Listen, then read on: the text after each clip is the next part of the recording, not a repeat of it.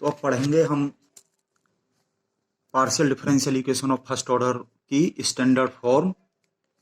Third. जब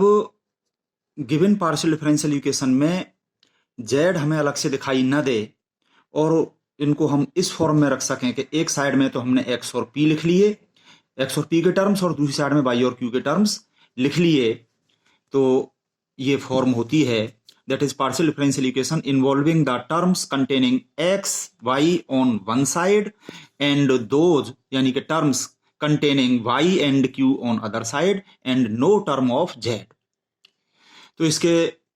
trial solution के तौर पे हम इसकी ईच साइड को इक्वल टू a ले लेते हैं अपनी तरफ से एक आर्बिट्रेरी कांस्टेंट, और फिर हमने दिस इक्वल टू a को यहां पे लिख लिया और दिस इक्वल टू a को यहां पे रख लिया, और इससे हम p की वैल्यू निकाल लेंगे a और x के टर्म्स में, और इससे हम q की वैल्यू निकाल लेंगे a और y के टर्म्स में,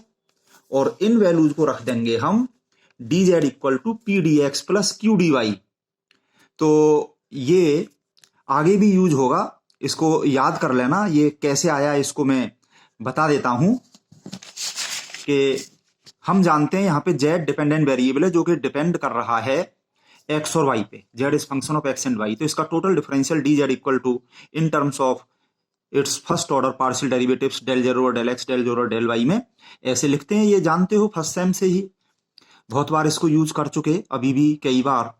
तो ये dz equal to del zero और del x d x plus del zero और डेल वाई डी वाई, और ये डेल जेरो और डेल एक्स p होता है, डेल जेरो और डेल वाई ये q होता है। तो इस तरह का ये हमारे पास आ गया है, और जैसा कि मैंने अभी बताया इसमें p की वैल्यू x और a के टर्म्स में यहाँ पे आ जाएंगी, इसमें q की वैल्यू y और a के टर्म्स में आ जाएंगी, और जब इसका हम इंटीग्रेशन करेंगे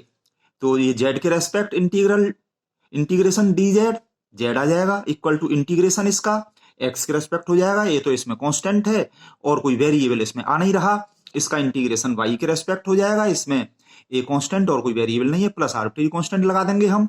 तो इस तरह से हमें दो आर्बिट्रेरी कांस्टेंट्स ए और बी के टर्म्स में ये जो गिवन इक्वेशन का सॉल्यूशन मिल जाएगा, ये कंप्लीट सॉल्यूशन CS और कंप्लीट इंटीग्रल CI कहलाएगा। ये चीज यहाँ पे इस तरह से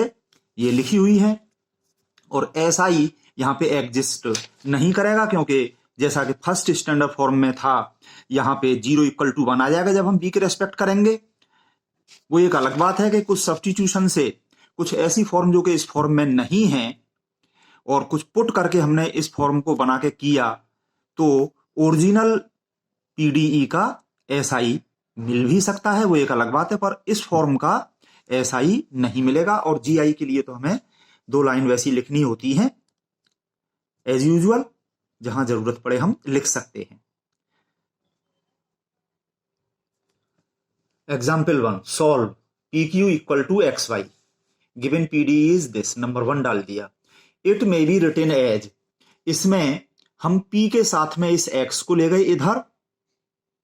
P और X एक साइड में हो गए,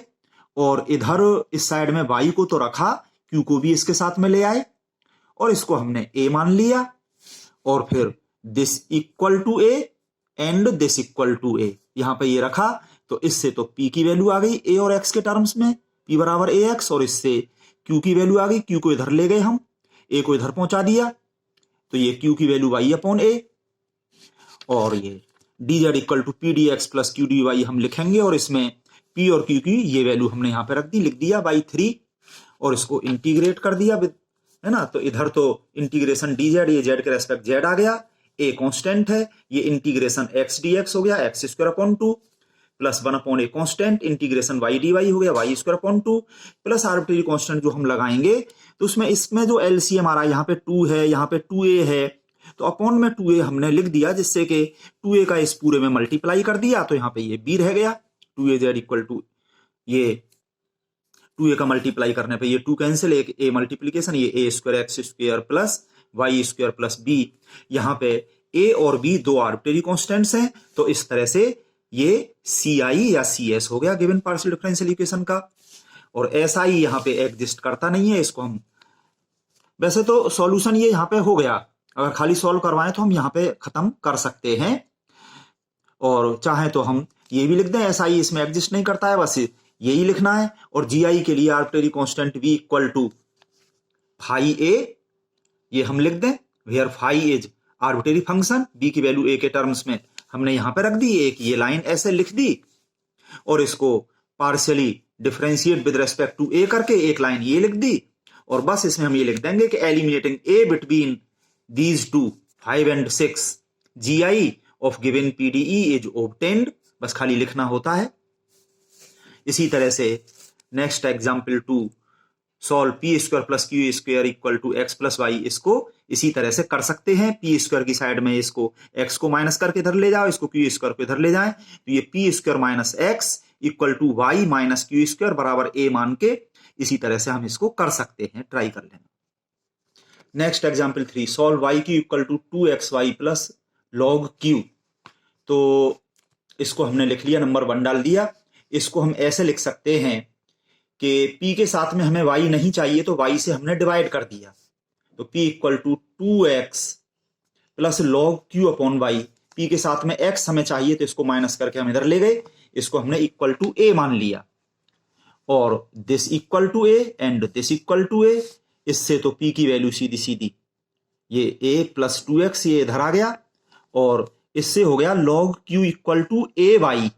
फिर q की वैल्यू निकालने के लिए हमने एंटी लॉग ले लिया, तो q इक्वल टू e की पावर a y। ये p और q की वैल्यू हमने रख दी dz equal to P D x plus Q D Y में, और इसको इंटीग्रेट कर दिया। z इक्वल टू ये x के रेस्पेक्ट a तो कांस्टेंट है यहाँ पे a इंटू एक्स प्लस ये 2 कांस्टेंट, इंटीग्रेशन x dx हो गया एक्स स्क्वायर अपॉन 2, 2 से 2 कैंसिल हो गया। ये integration with respect to y, e की पावर a y का ये e की power a y upon y का वेरिएबल y का कांस्टेंट कोएफिशिएंट ये अपॉन में आ जाता है, प्लस आर्बिट्रेरी कांस्टेंट हमने यहाँ पे अपॉन ए इसलिए ले लिया। ये तो अपनी मर्जी है, हम वी लेके यहीं पे खत्म कर सकते हैं, कोई जरूरी नहीं है कि इसका जो एलसीएम आ रहा है ए इसका इसमें मल्टीप्लाई करें। ये तो एक अच्छी सी फॉर्म जो हमें लगती है उस तरह से लिख के बॉक्स में बंद करके आंसर लिख देते हैं। तो ये हमारा ए और बी दो आर्बिट्रेरी कांस्टेंट के साथ में गिवन इक्वेशन का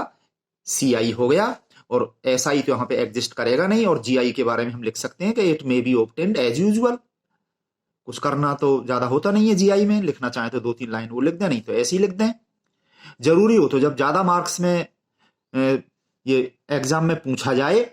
और यहां तक हमें लगे कि शायद एग्जामिनर पूरे मार्क्स नहीं देगा, तो थोड़ा सा उसको बड़ा करने के लिए ये चीजें कर देते हैं। और अगर नाम से पूछा जाए कि इन चीजों को निकालो, तब तो निकालना ही है, नहीं तो सॉल्व करने का मतलब तो एक सॉल्यूशन हमें यहां पे मिल गया, यहीं पे हम खत्म कर सकते हैं। इसी तरह से नेक्स्ट एग्जाम्पल ये सब्स्टिट्यूशन का है। इसमें x, y, z, p, q सारे आ रहे हैं, पर इसको जब हमने ऐसा लिखा, हम जानते हैं p क्या है, del Z over del x, q है del Z over del y, और हमें z खत्म करना है। इसमें थर्ड स्टैंडर्ड फॉर्म में z नहीं है, तो इस z को हम जो इधर ले गए p और q के साथ में, p स्क्वायर है तो ये z क्यूब ये अपॉन में आया ना, तो ये z स्क्वायर ये यहां पे आ गया, और एक z यहां पे आ गया, z क्यूब पूरा ये आ गया। और ये डेल जेड अपॉन जेड की जगह पे इस तरह से डेल जेड अपॉन जेड की जगह पे, डेल जेड अपॉन जेड की जगह पे ये डेल ऑफ कैपिटल जेड आ जाना चाहिए। तो इस तरह के सब्स्टिट्यूशन हमने कई बार किए हैं, अब तो जल्दी समझ में आ जाना चाहिए। ये हमने capital Z equal to log of small Z, इस तरह का जो सब्स्टिट्यूशन किया, इसको हमने डिफरेंशिएट किया विद रेस्पेक्ट टू जेड, तो D Z over D Z equal to ये 1 अपॉन जेड, स्मॉल जेड के रेस्पेक्ट किया तो, और इसको हम इधर ले गए तो ये D Z equal to D Z upon Z ये हो गया, और डी की जगह पे हमने डेल लिखा तो ये हो गया, और इसमें डेल जेड अपॉन जेड की जगह पे जब डेल ऑफ कैपिटल जेड इसमें हमने रख दिया, तो ये तो हमने एज इट उतारा, ये डेल अपॉन जेड की जगह पे डेल ऑफ कैपिटल जेड ये रख लिया, यहां पे भी रख लिया, और इसको हम कैपिटल P मान लें, इसको कैपिटल Q मान लें, ये हो गया X square Y cube into ये P मान लिया हमने, P स्क्वायर इंटू ये Q हो गया, कैपिटल P Q मान लिया। यहाँ पे वहां स्मॉल जेड में तो स्मॉल p q थे, कैपिटल जेड में कैपिटल P Q हो गए, माने हैं ये हमने। और फिर इधर हमने x और p वाली चीज रखी, और y और q वाली चीजों को इधर ले आए 1 अपॉन करके। इसको हमने कुछ भी कांस्टेंट अपनी तरफ से जो मानेंगे, तो हम a माने, a स्क्वायर माने, कुछ भी ये मान लें, क्योंकि यहाँ पे p की वैल्यू निकालने के लिए हम स्क्वायर रूट करेंगे तो a स्क्वायर मान लिया है, ये तो हमारी मर्जी है। आर्बिट्रेरी कांस्टेंट तो ऐच्छिक नेता का अपनी इच्छा से कुछ भी मान सकते हैं। तो ये this equal to A square से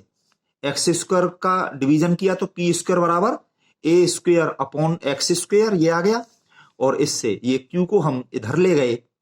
तो क्यू बराबर ये वाई क्यूब और ए स्क्वायर इधर गया, ये ए स्क्वायर। इससे पी की वैल्यू ये हमारे पास में, वैसे तो p equal to plus minus a upon x आएगा, पर ए आर्बिट्रेरी कांस्टेंट हमने अपनी तरफ से ऐसा लिया है कि उसमें प्लस माइनस इसी में इंक्लूड करते हुए हमने ये मान लिया। तो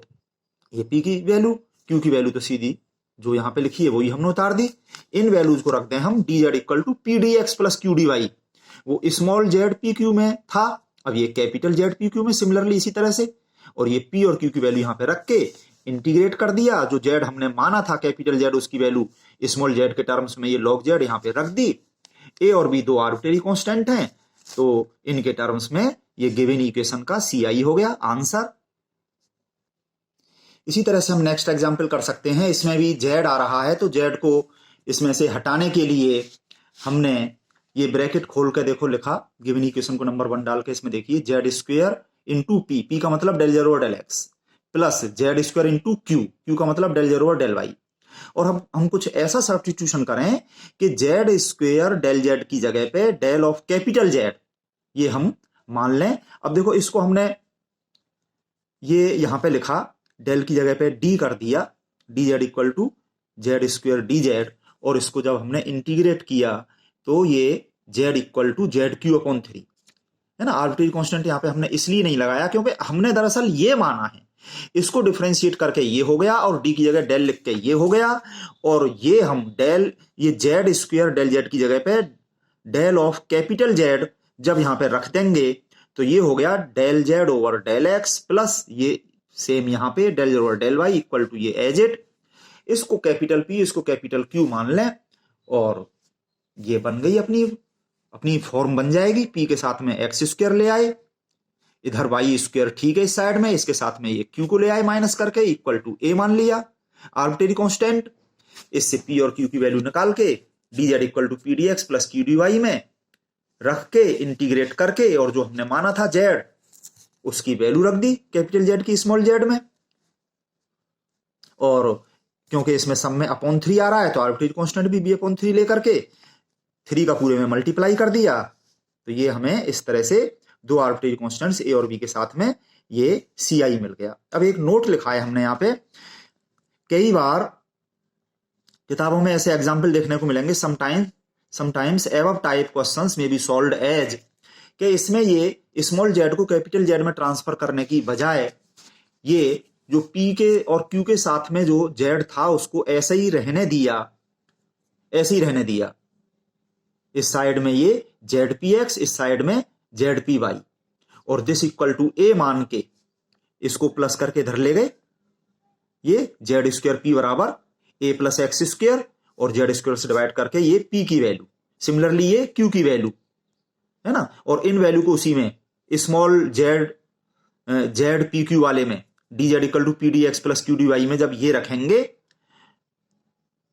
ठीक है, और फिर जेड स्क्वायर को उसमें डी जेड वाली साइड में ले जाएंगे, मतलब वेरिएबल सेपरेट करके इंटीग्रेट करेंगे तो वो ही चीज मिल जाएगी जो हमें ऊपर मिली है। यानी कि इन दोनों बातों का एक ही मतलब है। हम चाहें तो ऐसे भी कर सकते हैं। और इसी तरह से ये नेक्स्ट एग्जाम्पल मैंने करने के लिए दिया है, इसको भी ये ऊपर की तरह से हम दोनों में से कोई सी भी प्रोसीजर अपना लें, एक ही बात है। इसी तरह से अपनी किताब के सारे सवाल करिए, आंसर मिलाइए, और कहीं भी कोई प्रॉब्लम हो तो पूछिए, अच्छी तरह से करें।